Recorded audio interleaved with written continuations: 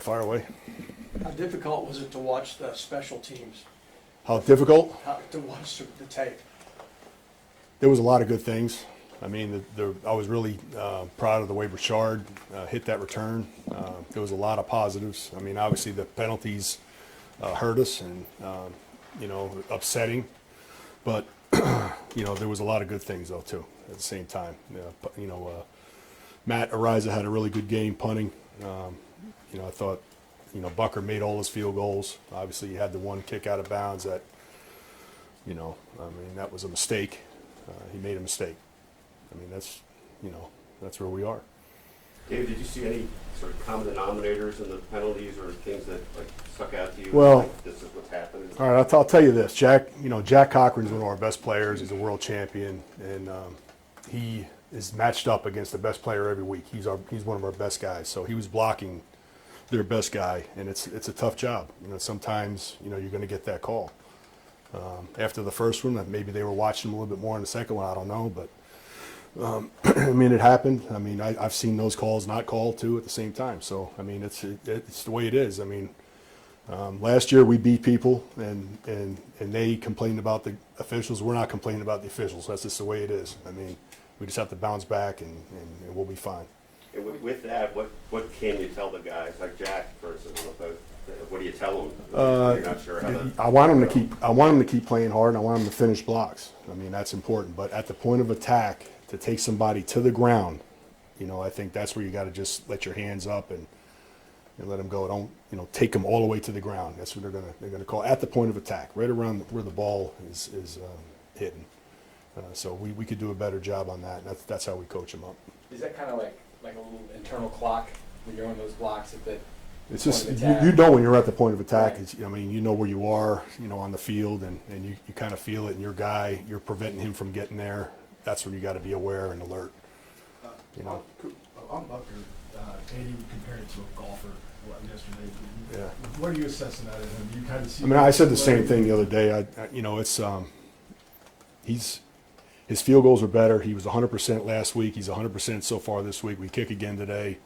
I think he's on an uptrend with his field goals. That's the number one thing. I mean, the kickoffs, he tried to get it to the right. We had a special return on a kickoff coverage because we wanted to pin him down there. We wanted to get it down as far right as we could. He just went a little bit too far right, obviously. And, he had a mishit ball and a bad time. We lost probably about 10 yards there on that. Most of the time, the thing that's so disappointing is most of the time we're the ones that are setting our team up, and this is the time that it didn't happen. And that's what makes it so disappointing, but we're not going to let this game define us for sure. We're going to bounce back and come back stronger for sure this week.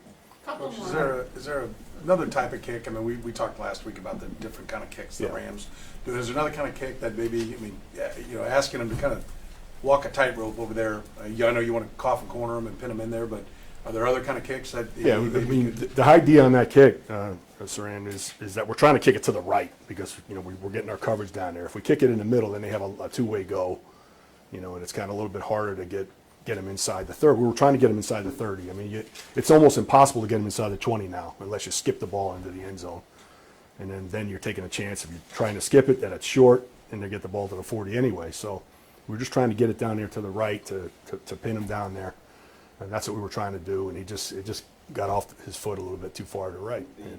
The pair of penalties are, Racewell would have been 100 yards for Burchard. I guess, do you feel like you have something special? Yeah, I mean, I think Burchard keeps getting better and better each week, and it was really good to see.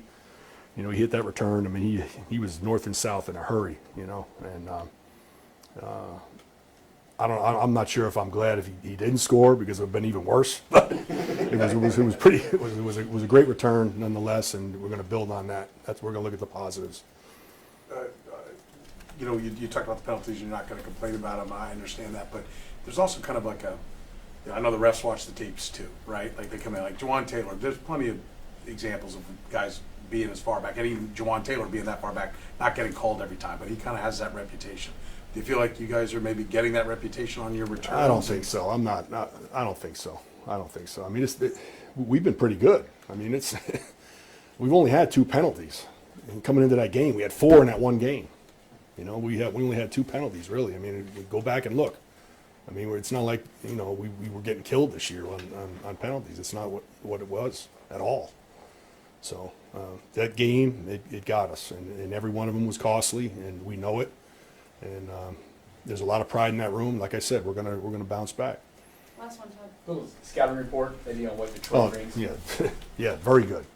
I mean, I know I stand up here every week and say it, but I mean, it's a top 10 unit for sure. Coached well. Dave Toub does a great job. Khalif Raymond, probably one of the best punt returners in the league. Former Pro Bowler. I mean, you know, he's coming off an injury. We'll see if he plays, but if he's in there, he's very dangerous. And he does a good job coaching. These guys play hard. I mean, really hard. And it starts with their head coach on down, obviously. They're a tough unit that we're going to have to really step it up this week. Dan Campbell's got a bit of a reputation for doing some unorthodox things. I assume All right, he's ready for. let me give you a little stat. All right, since he's been there since 21, he's ran 12 punt fakes. That's 3 a year, and they haven't run one yet. So, I mean, you know, we know it's coming. We knew it was coming 2 years ago. You know, but they were backed up on the 17-yard line. You don't think it's coming then. I mean, that's the thing. He'll call it when you least expect it. You know, so now you got to expect it all the time. So, I mean, we'll be ready for it. That doesn't mean you're going to stop it. You know, you gotta be prepared for it, and they'll come with some kind of crazy thing, whatever. But we're ready. Thank you, Coach. Thanks. Thanks, Coach.